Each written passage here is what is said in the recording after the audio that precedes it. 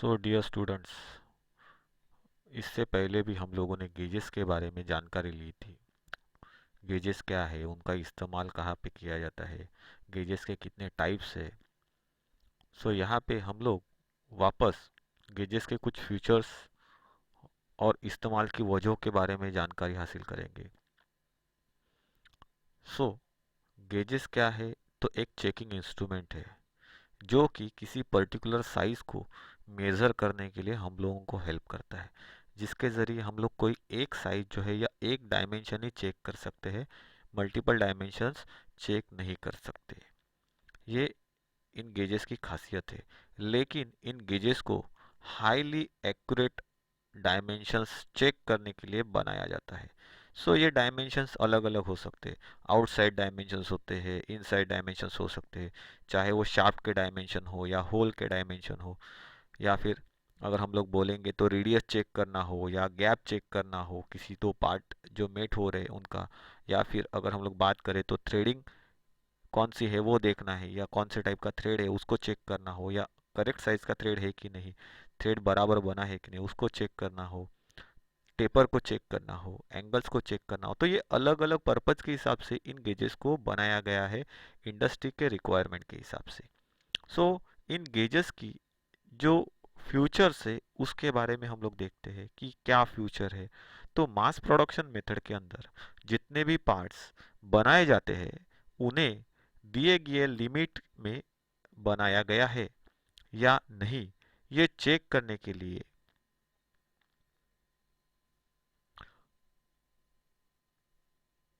और मतलब ये चेक करने के लिए अच्छे और कम खर्चीले मेथड का इस्तेमाल किया जाता है, जिससे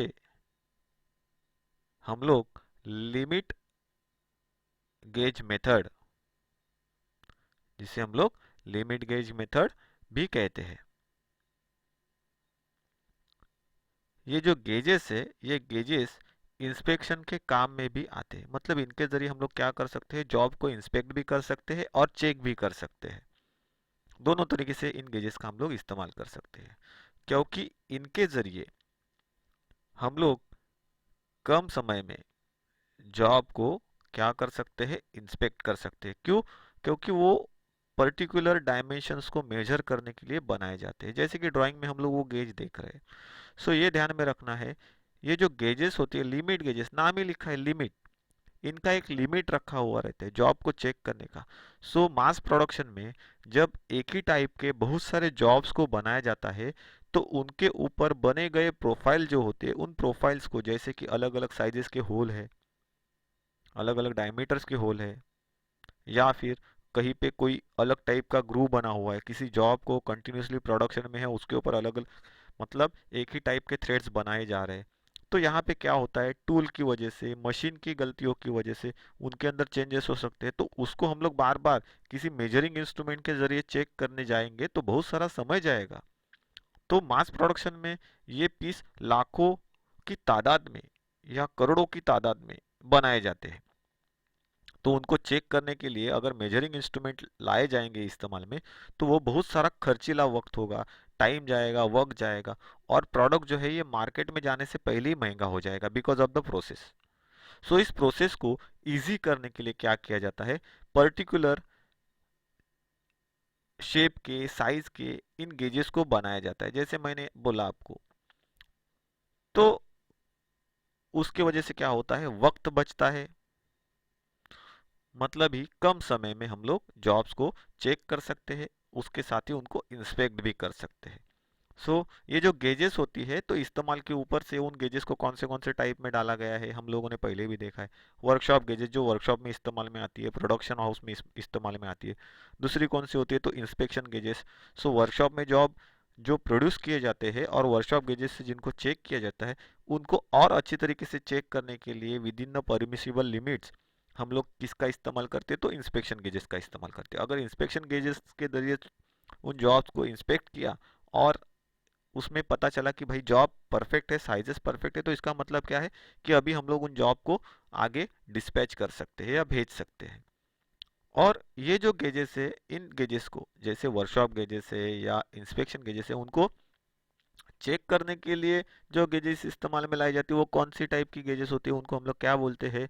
तो उनको हम लोग क्या बोलते हैं? मास्टर गेजेस बोलते हैं। वर्कशॉप गेजेस, इंस्पेक्शन गेजेस और मास्टर गेजेस। तो मास्टर गेजेस का इस्तेमाल किसके लिए किया जाता है? इन दोनों गेजेस को चेक करने के लिए। सो इंस्पेक्शन गेजेस के जरिए हम लोग जो वर्कशॉप गेजेस है उनको चेक कर सकते हैं, लेकिन इंस्पेक्शन गेजेस के जरिए हम लोग क्या किया जाता है? कंटिन्यूअसली जॉब को इंस्पेक्ट किया जाता है, तो उसमें उनकी एक्यूरेसी के ऊपर असर हो सकता है कि नहीं हो सकता है। तो इसके लिए उन दोनों गेजेस को, उनके लिमिट्स को चेक करने के लिए मास्टर जो गेजेस होती है उनका इस्तेमाल किया जाता है। वो कहाँ पे होती है? तो कैलिब्रेशन डिपार्टमेंट में। इसके बारे में हम लोगों ने हमारे पिछले क्लास में भी देखा था या सीखा था।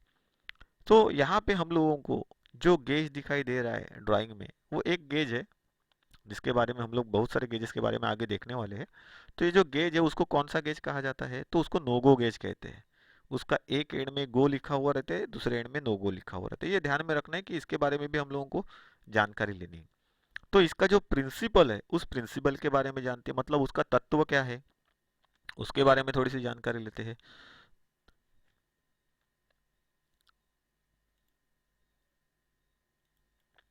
सो इन गेजेस के ऊपर एक एंड में गो लिखा हुआ रहता है, दूसरे में नो गो एंड लिखा हुआ रहता है। मतलब एक एंड को गो कहा जाता है, दूसरे को नो गो कहा जाता है। ये ध्यान में रखना है।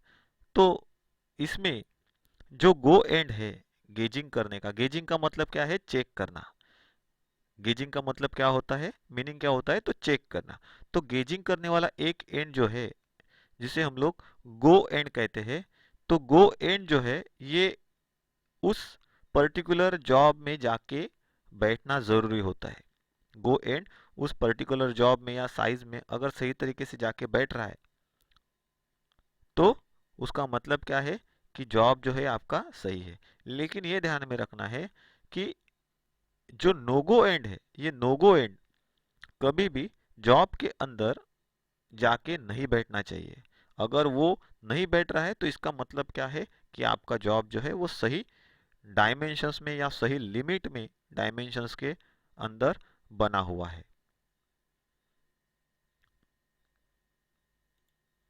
सो यहाँ पे ये ध्यान में रखना है कि यहाँ पे एक गो एंड है, यहाँ पे नो गो एंड है। सो ये गो एंड और नो गो एंड चेकिंग के लिए बनाए जाते हैं, जिसकी वजह से एक पर्टिकुलर साइज को हम लोग क्या कर सकते हैं? चेक कर सकते हैं। अब ये आउटसाइड है तो इसका मतलब ये इनसाइड डायमेंशंस को चेक करेगा, मतलब बोर सर्कुलर जो होता है बोर, या फिर अगर हम लोग बोलेंगे तो होल का जो डायमेंशंस है उसको हम लोग क्या कर सकते हैं? इनके जरिए चेक कर सकते हैं। तो इनके जरिए चेक करते समय या इनको बनाते समय किस तरीके से बनाया जाता है? तो अगर हम लोग बात करेंगे तो जो लिमिट साइज डिटरमाइन की जाती है या जो लिमिट साइज दी जाती है किसी जॉब को बनाने के लिए, उनके हिसाब से उन एंड्स को क्या करते हैं? गो और नो एंड को बनाते हैं। मतलब क्या है? जो परमिसेबल लिमिट्स होती है उसके अंदर उनको बनाया जाता है। गो एंड परमिसेबल लिमिट्स में बनाया जाता है और नॉन परमिसेबल लिमिट्स में नो गो एंड को बनाते हैं। मतलब क्या है? कि अगर आपका गो एंड बैठ रहा है और नो गो एंड नहीं बैठ रहा है तो इसका मतलब है कि आपका जॉब जो है वो सही बनाया गया है। और दोनों एंड्स अगर वहां पे इंसर्ट हो रहे, इसका मतलब क्या है? कि जॉब जो है आपका ये दिए गए डायमेंशन से अधिक हो गया है, तो उसको आपको स्क्रैप करना पड़ेगा। मतलब वो किसी काम का नहीं रहेगा। ये ध्यान में रखना है। तो इसके लिए इन गेजेस को क्या किया जाता है? बनाया हुआ रहता है। तो अगर हम लोग बात करें तो गो एंड जो है, इस गो एंड में जो डायमेंशंस होती है, ये डायमेंशंस कैसी होती है? सो जो परमिसेबल लिमिट्स होती है, कम से कम परमिसेबल लिमिट्स या परमिसेबल डायमेंशंस, मतलब क्या है? कम से कम डायमेंशंस जो होती है उसके अंदर इसको बनाया हुआ रहता है गो एंड को। और नो गो एंड जो होता है ये मैक्सिमम परमिशिबल जो लिमिट्स होते हैं उससे थोड़ा सा ज़्यादा बनाया हुआ रहता है। मैक्सिमम परमिशेबल जो लिमिट है उससे थोड़ा सा ज़्यादा बनाया हुआ रहता है। मतलब यहाँ पे दिखाया गया है कि जो मैक्सिमम परमिसेबल लिमिट है, जैसे कि इसका मिनिमम गो एंड में दिखाया गया है कितना है? तो 24.985। 24.985 ये क्या है? मिनिमम परमिसेबल लिमिट्स है। तो ये एंड जो है, और यहाँ पे अगर हम लोग देखेंगे तो 25.015। तो 25.015 का मतलब क्या है? यहाँ पे 25.014 ये क्या हो गया? हाईएस्ट लिमिट हो गया, तो इससे ऊपर इसको बनाया गया है 25.015। तो 25.014 अगर रहेगा तो ये जो यहाँ पे हम लोग देख रहे हैं एंड जिसको नोगो कहा गया है, ये उस जॉब के अंदर जाएगा नहीं। और ये कम से कम डायमेंशंस कितना रहेगा, तो 24.985। तो इसको कितना बनाया गया है, 24.985। तो अगर ये इंसर्ट हो रहा है, ये एंड जॉब के अंदर जा रहा है, तो इसका मतलब क्या है कि आपका जॉब सही है। लेकिन सही है आप तभी बोल सकते हो कि जब ये एंड जो है, नोगो एंड जो है, वो जॉब के अंदर ना जाए। अगर ये एंड जा रहा है क्योंकि इसको कम डायमेंशन में बनाया है, मिनिमम लिमिट में बनाया हुआ है, और ये एंड मैक्सिमम लिमिट से ऊपर बनाया है, तो अगर ये जा रहा है और ये नहीं जा रहा है, तभी आपका जॉब या डायमेंशन जो है सही है, हम लोग बोल सकते हैं। ये क्या हो गया, तो ये इस प्रिंसिपल को बताने का तरीका हो गया। इस तरीके से ये जो गेजेस है ये काम करते हैं। इसके बाद जो हम लोग को देखना है वो क्या है, तो गेजेस जो है उसके इसेंशियल फीचर्स भी देखने हैं हम लोगों को। तो ये गेजेस जो है इसके फीचर्स क्या है, खासियत क्या है, तो ये गैजेट जो है ये आसानी से हम लोग इस्तेमाल कर सकते हैं। मतलब टेक्निकल वाला बंदा या नॉन टेक्निकल वाला बंदा, जिसके अंदर वो स्किल है इस्तेमाल कर सकते हैं उसको भी, या जिसको मालूम नहीं है उसको भी थोड़ा सा बता के इनके जरिए हम लोग क्या कर सकते हैं, गैजेट्स के जरिए कोई भी जॉब आसानी से चेक कर सकते हैं। तो ये गैजेट जो है ये आसानी से इस्तेमाल किए जा सकते हैं, मतलब ही इनका इस्तेमाल करना आसान है। ओके, यह बहुत ही सही तरीके से बनाए हुए रहते हैं, मतलब एक्यूरेटली बनाए होते हैं, एक्यूरेटली फिनिश किए हुए रहते हैं। यह उनके ऊपर दिए गए टॉलरेंस के 1/3 मतलब 1 दशांश, जिसको हम लोग बोलते हैं 1/10, मतलब एक पार्ट का 10वां हिस्सा, 1/3 जिसको हम लोग बोलते हैं, 1/10 जिसको बोलते हैं, तो 1/10, तो 1/10 जो है ये 1/10 पार्ट के बराबर होती है। मतलब क्या है, जो टॉलरेंस उनके ऊपर दिया गया है, उस टॉलरेंस का कितना इस्तेमाल किया रहता है, तो उसका 1/3 पार्ट के बराबर उनके एक्यूरेसी में उनको बनाया हुआ रहता है। मतलब इसकी वजह से वो हाई एक्यूरेसी में चेकिंग करते हैं। मतलब ही टॉलरेंस के 1/10 पार्ट में क्या है, ये गेजेस को बनाया हुआ रहता है या उन डायमेंशंस को मेंटेन किया हुआ रहता है। मतलब टॉलरेंस 0.02 मेंटेन करना है, तो गेजेस को 0.002 मिलीमीटर फिनिश किया हुआ रहता है, या उस फिनिश के द्वारा बनाया हुआ रहता है, या उस साइज में उसको मेंटेन किया हुआ रहता है।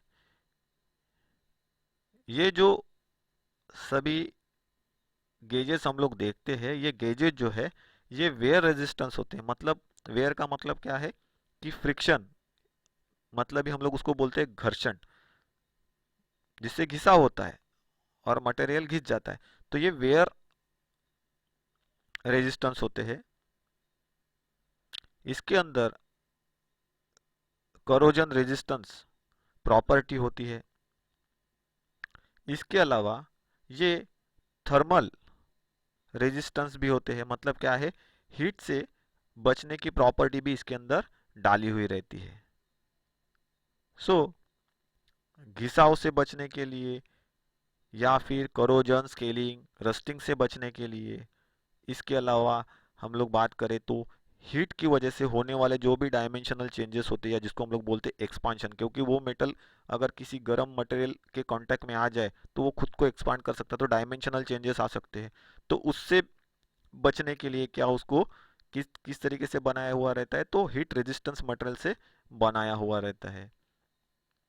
सो इसकी वजह से ये जो गेजेस है ये किसी भी टेम्परेचर में वर्क कर सकती है, अपने आप को घिसने से बचा सकती है, या फिर अगर हम लोग बोलेंगे तो वो रेजिस्ट करती है किसी भी रस्ट, करोजन या स्केलिंग जैसी चीज़ों को। इसके अलावा गेजेस जो है उनको ग्राइंडिंग और लैपिंग इन प्रोसेस के जरिए गुजारा जाता है। मतलब इन गेजेस के ऊपर ग्राइंडिंग और लैपिंग जो है ये फिनिशिंग के ऑपरेशंस भी किए हुए रहते हैं। इस मेथड्स की वजह से गेजेस की लाइफ जो है ये लाइफ बढ़ा दी जाती है। तो ये गेजेस जो है या उन गेजेस के ऊपर किए जाने वाले जो ऑपरेशंस है, इनका समय या उनकी वैल्यू, कितने समय तक आपको उनको हार्ड करना है, कितनी फिनिशिंग प्रोसेस उसके ऊपर अप्लाई करनी, ये किसके ऊपर डिपेंड करता है, तो उन गेजेस के जरिए आपको कब तक किसी प्रोडक्ट को जांचना है, कितने सालों तक वो इस्तेमाल में आना चाहिए, ये जो समय होता है, समय, वक्त जिसको हम लोग बोलते हैं, उसके हिसाब से इनका मैन्युफैक्चरिंग और इनके ऊपर के जो प्रोसेस होते हैं वो प्रोसेस परफॉर्म किए जाते हैं। ये हमेशा ध्यान में रखना है। सो इन गेजेस के ऊपर गो एंड होता है। ये गो एंड जो है, ये गो एंड हमेशा क्या रखा रहता है, लंबा रखा रहता है या लंबा होता है। और नो गो एंड है वो कंपैरेटिवली गो एंड से हमेशा कैसा होता है, छोटा होता है। तो अगर हम लोग ड्राइंग में देखेंगे तो नो गो एंड यहाँ पे देखो हमेशा कैसा मिलेगा, साइज में छोटा मिलेगा, कम मोटाई का मिलेगा, और ये मोटाई में हमेशा ज्यादा होता है। मतलब लंबाई अगर इसकी बोलेंगे तो ये लंबाई में ज्यादा मिलेगा, और इसकी लंबाई हम लोगों को कैसी मिलेगी, नो गो एंड की कम मिलेगी। सो इसकी वजह से हम लोग गेज के ऊपर के गो एंड और नो गो एंड को आसानी से पहचान सकते हैं। कसो कभी कभी कुछ गेजेस जो होती है जिनके ऊपर गो और नो गो एंड बने हुए रहते हैं, उन एंड्स के नोगो एंड जो रहते हैं, ये नोगो एंड में ग्रूव बने हुए रहते हैं। वो हैंडल पे भी रहते हैं, या गेज हेड जो रहता है या गेज का एंड रहता है उसके ऊपर भी। तो ये गेज हेड हो गया या एंड हो गया। उसके बाजू में भी देखेंगे अगर हम लोग तो हमको यहाँ पे ये ग्रूव मिलेगा जो मैं आपको एरो से दिखा रहा हूँ, इस कर्सर के जरिए दिखा रहा हूँ। वही यहाँ पे हैंडल के ऊपर भी हम लोग देखेंगे तो जहाँ पे नोगो लिखा है उसके साइड में एक क्या किया गया है, ग्रूव बनाया गया है, सर्कुलर ग्रूव है। पूरे तरीके से इस हैंडल के ऊपर वो बना हुआ रहता है। या फिर जहाँ पे हम लोगों ने उस एंड को लगाया हुआ है, उस एंड के बराबर शाफ्ट के ऊपर, जो शाफ्ट गेज के हेड को होल्ड करके रखता है या एंड को होल्ड करके रखता है, उसके ऊपर भी अगर हम लोग देखेंगे तो उसके ऊपर क्या है, तो ये ग्रूव बना है। कुछ ग्रूव को जो नोगो एंड में बने हुए रहते हैं उनको कौन से कलर से दिखाया जाता है, रेड कलर से। मतलब क्या है, रेड का मतलब स्टॉप। इसका मतलब ये वहां पे जाना नहीं चाहिए, ये एंड अगर गया उस सेक्शन में या उस फ्यूचर में तो इसका मतलब क्या है, जो सेक्शन आपने वो बनाया है वो साइज में एक्सेस हो गया, ज्यादा हो गया, और वो अभी हमारे किसी काम का नहीं है। ये चीज हम लोगों को वहां पे पता चलती है। तो यहाँ पे हम लोगों ने जो गेजेस है उसके अंदर के जो go and no go gauges है, जिसको हम लोग लिमिट गेजेस के नाम से भी जानते हैं, इसके फ्यूचर के बारे में देखा है। उसके प्रिंसिपल्स क्या है, उन किस प्रिंसिपल पे वो काम करता है, उसके बारे में हम लोगों ने जानकारी हासिल की है।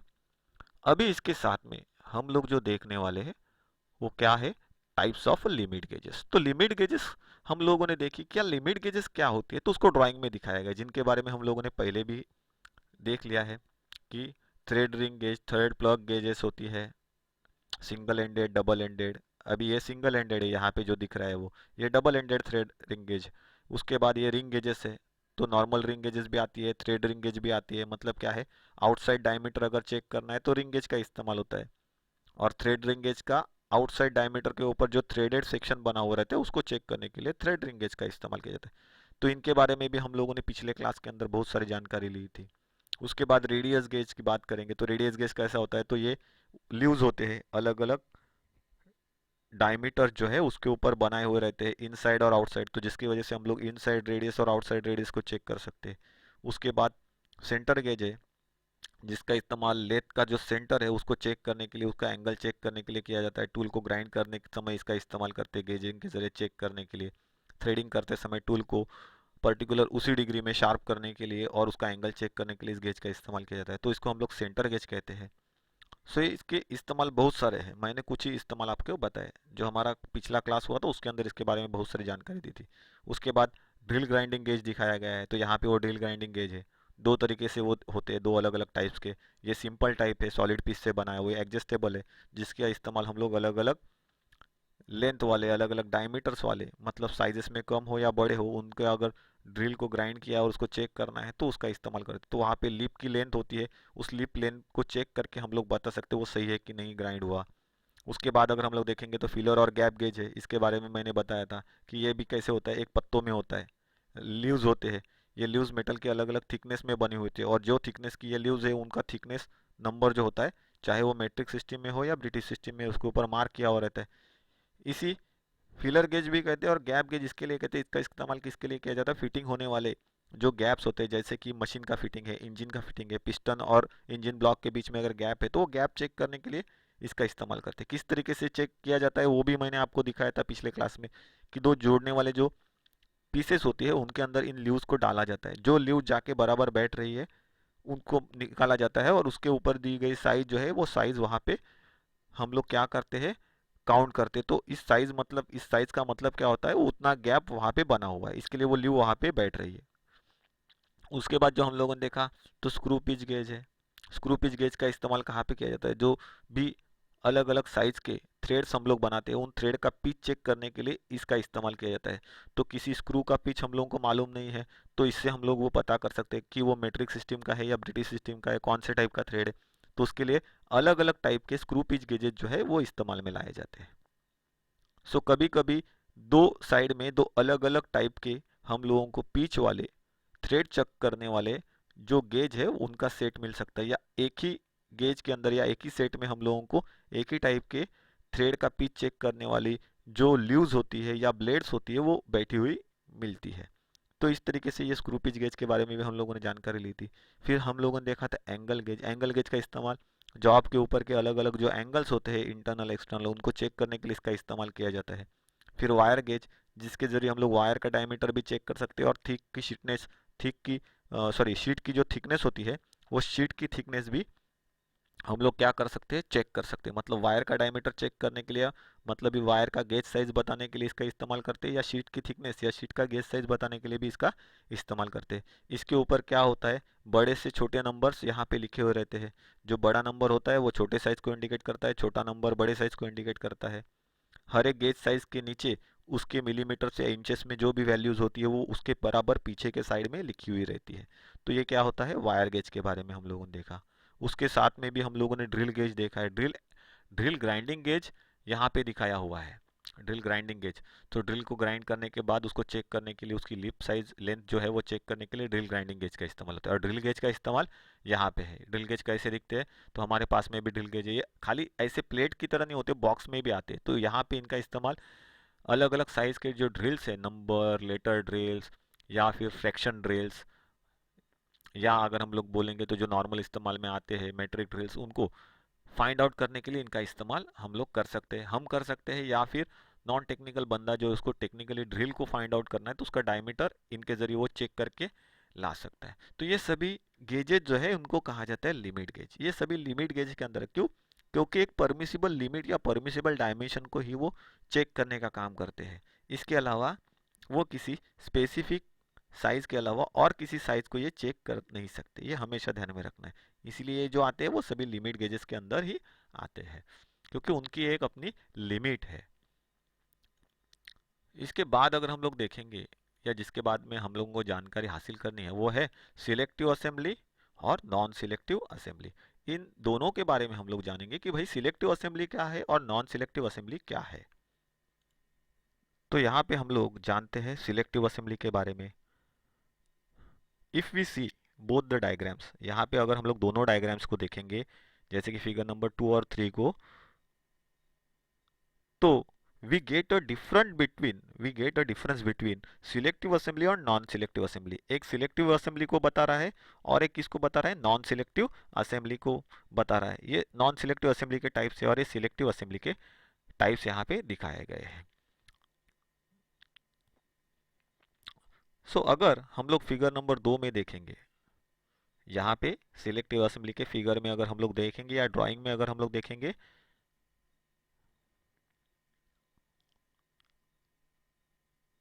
तो इससे हमें ये पता लगता है कि हर एक नट या हर एक जो नट यहाँ पे दिखाया गया है, नट कौन सा है, ये नट्स है, एक ये है एक उसके नीचे दिखाया गया है। तो हर एक नट जो यहाँ पे दिखाया गया है वो किसी एक ही बोल्ट के ऊपर बैठ सकता है, और वो दूसरे बोल्ट पर भले वो उसी के जैसा हो, सेम साइज का हो, उसके साथ वो मैच नहीं कर सकता है या मैच नहीं हो रहा है। ये एक ऐसे प्रकार की असेंबली यहाँ पे दर्शाई गई है।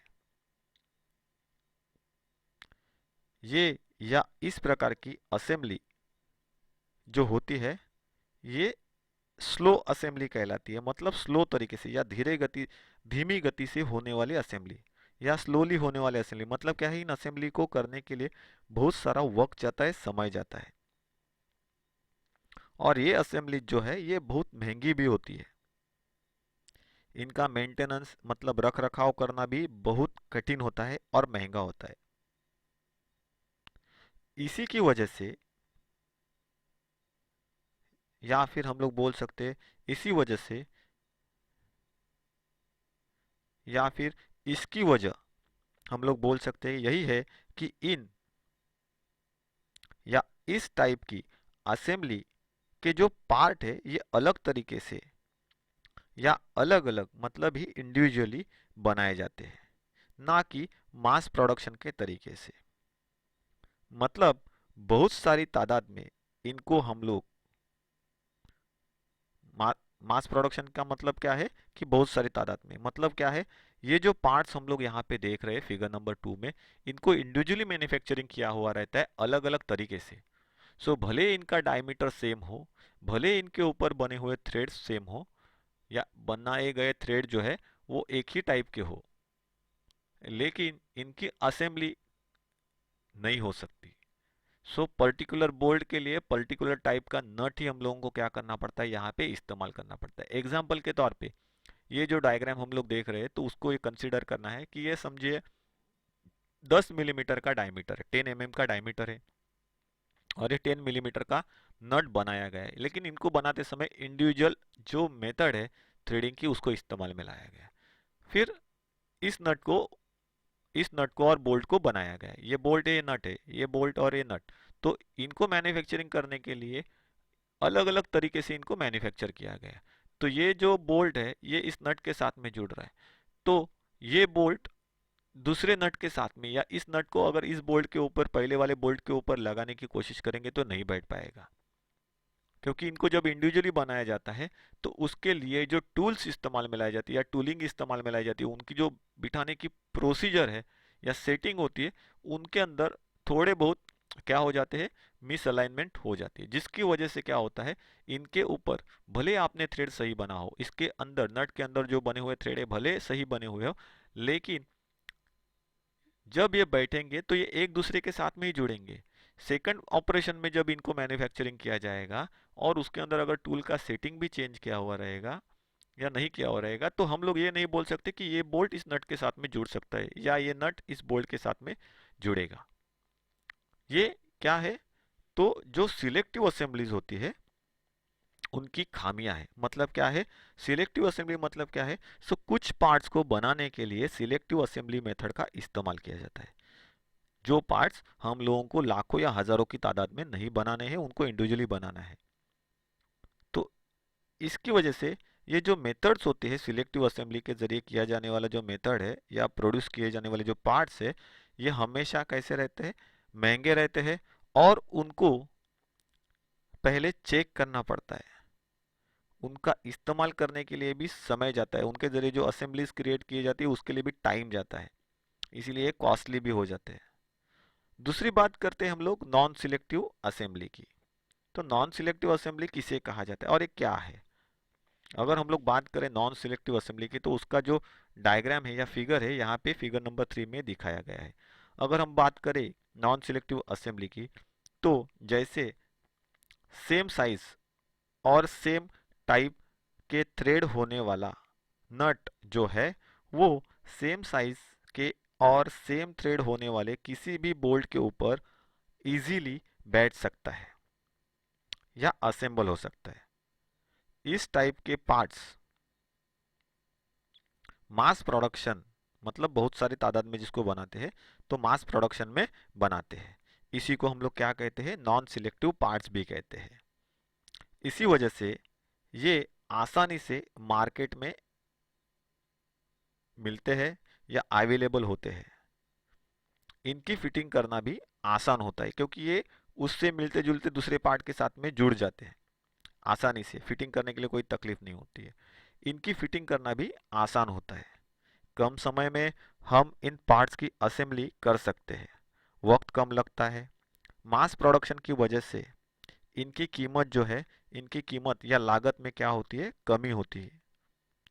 इसके लिए ये पार्ट्स क्या है, सस्ते हैं, मतलब बहुत कम कीमत में मिलते हैं। जैसे कि हम लोग फिगर नंबर 3 में यहाँ पे दिखाया गया है नॉन सिलेक्टिव असेंबली। जिसी को कहा जाता है interchangeable parts. So non selective assembly में जो प्रॉपर्टी हमको मिलती है वो कौन सी होते हैं? Interchangeable properties.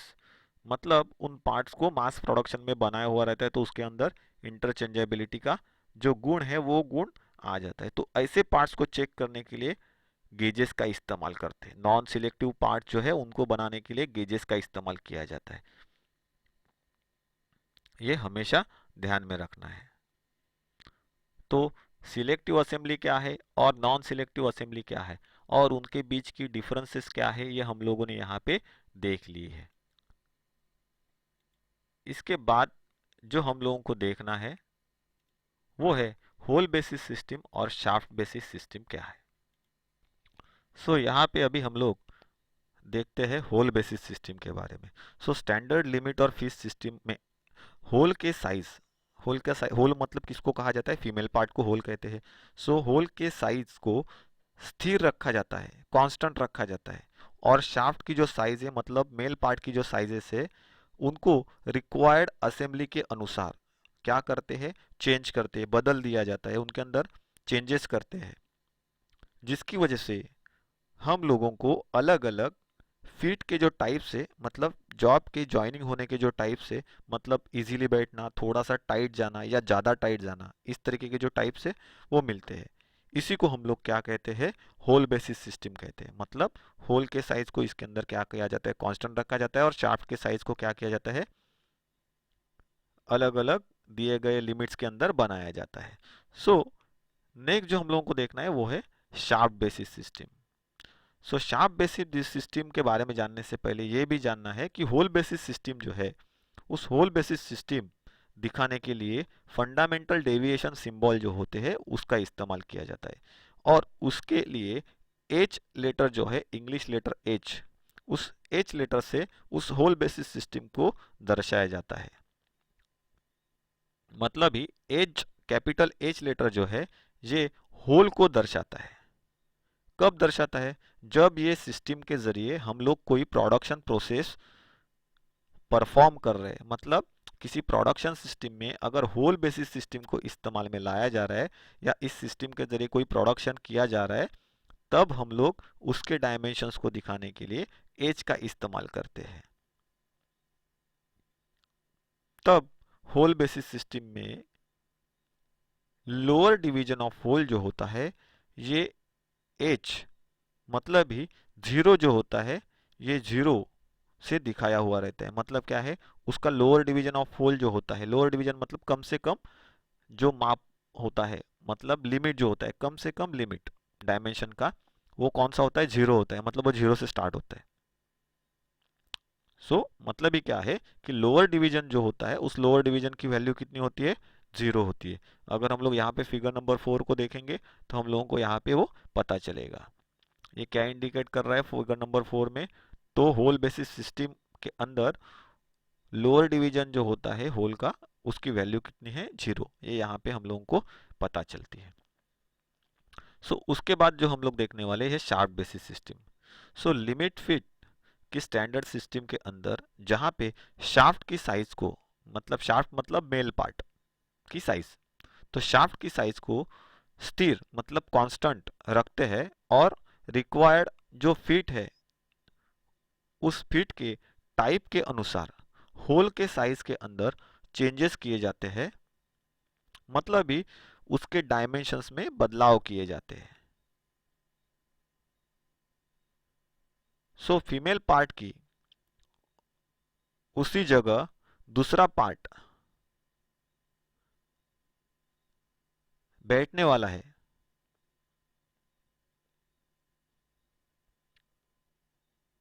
ऐसे पार्ट्स को मतलब क्या होता है कि शार्प बेसिस सिस्टम में अगर हम लोग बात करेंगे तो कहाँ पे बदलाव किया जाता है? तो शाफ्ट की जो साइज है उस शाफ्ट की साइज को क्या किया जाता है? कांस्टेंट रखा जाता है। उसके अंदर कोई बदलाव नहीं है। अगर वो 10 mm है तो वो 10 mm ही रखी जाएगी, उसमें कोई प्लस माइनस नहीं होगा।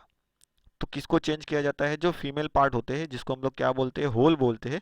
उस होल के डायमेंशंस में चेंज होते हैं जो रिक्वायर्ड हम लोगों को टाइप है फीट के उनके अनुसार। तो कौन से टाइप के फीट्स है, तो यहाँ पे अगर हम लोग नीचे ड्राइंग में देखेंगे तो clearance feet, interference feet, transition feet.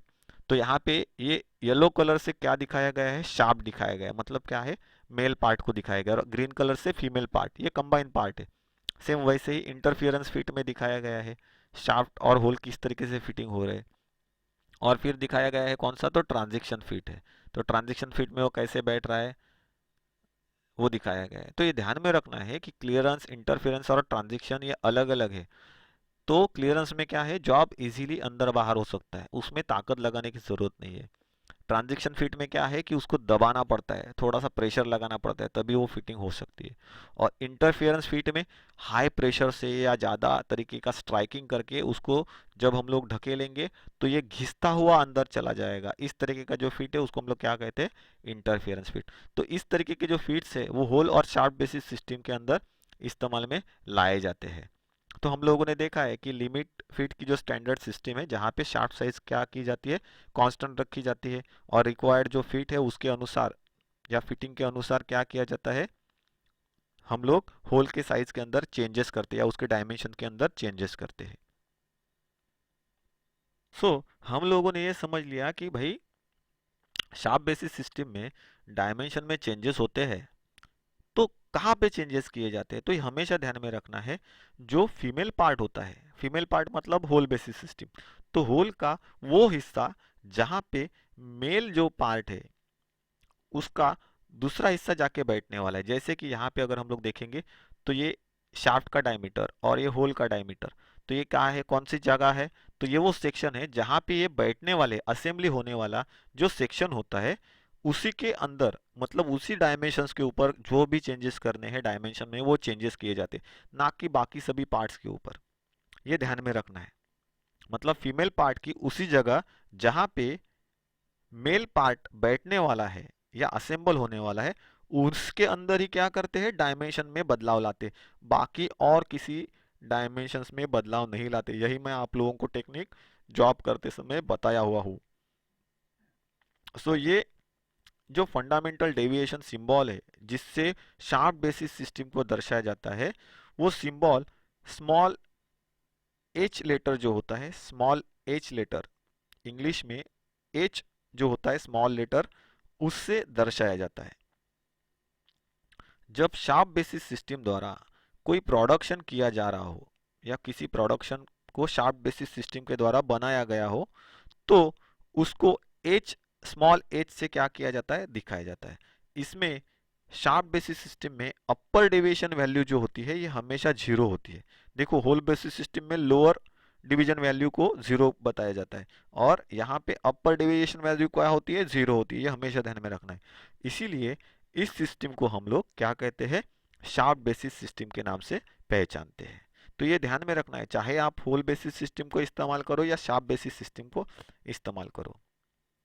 ये ध्यान में रखना है, जो फिटिंग होने वाला सेक्शन है जहाँ पे दो पार्ट एक दूसरे के अंदर इंसर्ट होने वाले हैं, उसी जगह पे डायमेंशनल चेंजेस जो है वो डायमेंशनल चेंजेस किए जाते हैं।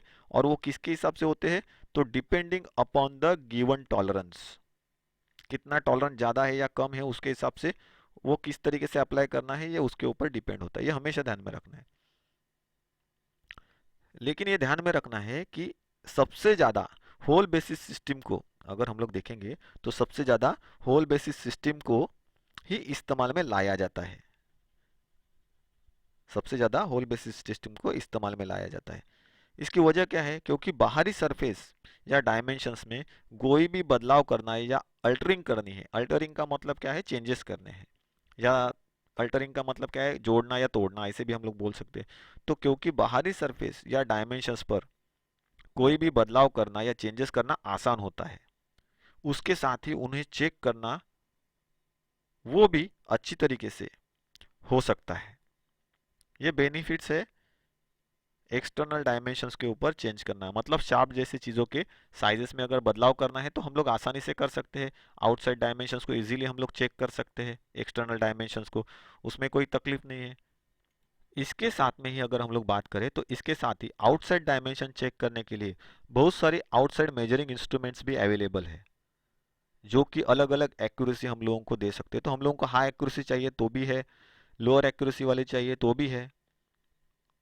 सो अगर अगर हम लोग कंपेयर करें इनसाइड मेजरिंग इंस्ट्रूमेंट से, तो आउटसाइड डायमेंशन चेक करने वाले जो इंस्ट्रूमेंट है वो बहुत सारी तादाद में हम लोगों को मिलती है, मार्केट में अवेलेबल है। दूसरी अगर हम लोग बात करें, तो हमें होल की साइजेस पे अगर छोटा सा भी बदलाव करना है तो बहुत सारी मुश्किल्स होती है, क्योंकि उसके लिए बहुत सारा टूलिंग लगता है। उसको एक्यूरेटली किसी जॉब के साथ में या मशीन के ऊपर फिट करना है, उसको अलाइन करने के बाद उसको चेक करना है, ये बहुत सारा समय जाता है। और उस होल को हमको मैच करना है, उसको अलाइन करना है, ये बहुत सारा समय लेने वाला काम है। होल बेसिस, होल के ऊपर अगर हम लोगों को छोटा सा भी बदलाव करना है साइजेस में, तो बहुत सारा काम जाता है, बहुत सारा पैसा उसके पीछे लग जाता है, टाइम जाता है, मतलब ये वक्त लगता है। जिनके जरिए मापन किया जाने वाला हो, मतलब होल के डायमेंशन में हम अगर हम लोगों ने ये सभी करके कोई बदलाव किए, और जिन इंस्ट्रूमेंट के जरिए हम लोगों को ये डायमेंशन चेक करने हो, तो ये मापन किया जाने वाला जो भी इंस्ट्रूमेंट है उस इंटरनल जगह पे ठीक से बैठ पाएगा या नहीं, ये भी हम लोग नहीं कह सकते। ये हमेशा ध्यान में रखना है, क्योंकि इंटरनल पार्ट्स है, तो इंटरनल पार्ट्स के अंदर वो इंस्ट्रूमेंट किस तरीके से जाके बैठेगा, वो हम लोग कितना भी अच्छे तरीके से आंख डालने पर भी पता नहीं चलेगा। ये ध्यान में रखना है। इसके वजह से जो माइनर एरर्स है वो इस असेंबली के चेकिंग के अंदर या उस पार्ट के, या उस पार्ट के ऊपर, मतलब पार्ट मतलब वो फीचर हो गया, उसका कोई होल है या बोर है तो उसका वो क्या हो गया, फीचर हो गया। तो ये जो फीचर के ऊपर ये क्या है, डायमेंशंस में थोड़े बहुत एरर आ सकते हैं, विजुअल एरर जिसको हम लोग बोलते हैं, ये विजुअल एरर्स बन सकते हैं, या फिर आने की वो एरर आने की संभावना होती है। भले हमने किसी भी स्टैंडर्ड टूल के जरिए उन फीमेल सेक्शंस को या होल के साइजेस को बनाया हो, ये हमेशा ध्यान में रखना है। मतलब क्या है, उसके अंदर थोड़े बहुत फ्यूअर चेंजेस या एरर्स आने के चांसेस होते हैं होल्स, अगर हम लोग शार्प बेसिस सिस्टम को अप्लाई करेंगे तो इसीलिए ध्यान में रखना है कि इंडस्ट्री में अगर हम लोग देखेंगे, तो जो शार्प बेसिस सिस्टम है, उस शार्प बेसिस सिस्टम को कम इस्तेमाल में लाया जाता है, और सबसे ज़्यादा किसको इस्तेमाल में लाते हैं, तो होल बेसिस सिस्टम को इस्तेमाल में लाते हैं। तो मैंने पहले ही बताया कि होल बेसिस सिस्टम और जो शार्प बेसिस सिस्टम है, इनके अंदर हम लोगों को तीनों टाइप के फिट जो है, ये तीनों टाइप के फिट्स मिलते हैं, जिन्हों कहा जाता है क्लियरेंस फिट। तो क्लियरेंस फिट मतलब कैसा, इजीली दोनों असेंबल होने वाले पार्ट्स इजीली एक दूसरे के अंदर क्या कर सकते हैं, मूव कर सकते हैं। दूसरा इंटरफेरेंस फिट, मतलब क्या है कि अगर पार्ट को हम लोगों को फिटिंग करना है तो उसको प्रेशर से दबाना है, ठोकना है, तभी वो जाके उसके अंदर बैठ जाएगा, और बैठने के बाद उसको निकालना भी मुश्किल है। उसके बाद होता है ट्रांजेक्शन फिट। ट्रांजेक्शन फिट कैसे होता है, यहाँ पे हम लोगों ने देखा है किस तरीके से वो ट्रांजेक्ट करता है। तो उसको बिठाने के लिए थोड़ा सा प्रेशर लगाने की जरूरत है, थोड़े से प्रेशर से वो जाके क्या हो सकता है, उसके अंदर बैठ सकता है आसानी से। तो हम लोगों ने इन फिट्स के बारे में देखा, हम लोगों को कौन सा फिट रिक्वायर होता है मोस्टली इंडस्ट्री में, तो ट्रांजेक्शन फिट जो है, मतलब क्या है, जिसको हम लोग पुश फिट बोलते हैं, थोड़ा सा दबाने पे जाके बैठेगा, निकल के इजीली बाहर नहीं आएगा, उसको निकालना है तो थोड़ा सा प्रेशर लगाना पड़ेगा। तो इस तरीके का जो फिट है वो हम लोगों को रिक्वायर्ड होता है इंडस्ट्री के अंदर, किसी भी प्रोडक्शन प्रोसेस। सो यहाँ पे अगर हम लोग देखेंगे, तो शार्प बेसिस सिस्टम के अंदर या होल बेसिस सिस्टम के अंदर जो फिट्स मिलते हैं हम लोगों को, उन फिट्स के ऊपर किस तरीके से बदलाव किए जाते हैं वो यहाँ पे दिखाए गए। तो मैंने पहले ही बोला है, होल बेसिस सिस्टम में क्या होता है, जो होल का साइज है उसको कांस्टेंट रखा जाता है, और शाफ्ट के साइज के अंदर चेंज किए जाते हैं, बदलाव लाते हैं, उसके डायमेंशन में बदलाव लाते हैं। और शार्प बेसिस में क्या होता है, शार्प बेसिस कांस्टेंट रखते हैं, और होल साइज को क्या करते हैं, रिक्वायरमेंट के हिसाब से या फिट की जो रिक्वायरमेंट है उसके हिसाब से क्या करते हैं, कम ज़्यादा करते हैं। तो देखेंगे पहले हम लोग होल बेसिस सिस्टम में। तो यहाँ पे अगर ड्राइंग में आप देखोगे तो होल है, ये क्या है, बेसिक साइज है। कौन सी बेसिक साइज, जो होल की बेसिक साइज है। बेसिक मतलब मूल माप जिसको हम लोग बोलते हैं, जो दिया गया डायमेंशन है वो डायमेंशन यहाँ पे बनाया हुआ है। अगर वो 25 दिया है तो वो 25 ही रहेगा, उसके ऊपर कोई भी टॉलरेंस अप्लाई नहीं होगा। मतलब ये साइज कितनी रहेगी, तो 25.00 रहेगी। और शाफ्ट की साइज अगर हम लोगों को 25 चाहिए, तो इसके अंदर क्लियरेंस फिट अगर हम लोग देखेंगे तो ये 24 पॉइंट समथिंग मिलेगी। या फिर अगर ट्रांजेक्शन फिट है तो ये कितनी मिल सकती है हम लोगों को, एग्जैक्ट 25 मिल सकती है, जो शाफ्ट की साइज है वो ट्रांजेक्शन फिट में। और इंटरफेरेंस फिट में अगर हम लोग बात करेंगे तो ये 25.04 हो सकती है। तो ये बैठते समय प्रेशर डालना पड़ेगा, हम लोगों को ज़्यादा प्रेशर लगाना पड़ेगा। सो इस तरीके का ये फिटिंग जो है वो हम लोगों को कहाँ पे मिलता है, होल बेसिस सिस्टम में मिलता है। और अगर हम लोग बात करें शाफ्ट बेसिस सिस्टम में, तो मैं पहले ही बोला है कि शाफ्ट को कांस्टेंट रखा जाता है, होल के अंदर चेंजेस किए जाते हैं, मतलब फीमेल पार्ट के अंदर चेंज होता है। और हम लोग कौन सा सिस्टम को अप्लाई करते हैं प्रोडक्शन में, तो होल बेसिस सिस्टम को अप्लाई करते हैं, ना कि शाफ्ट बेसिस में। तो यहाँ पे क्या होता है, शाफ्ट जो है उसका डायमेंशन कौन सा होता है, आउटसाइड डायमेंशन जो होता है वो कांस्टेंट रखा हुआ रहता है, मतलब उसकी जो साइज है वो कांस्टेंट है, उसका डायमीटर जो है आउटसाइड वो कांस्टेंट है। किसके अंदर चेंज किया है, तो होल की जो साइजेस है उसके अंदर चेंज किया है।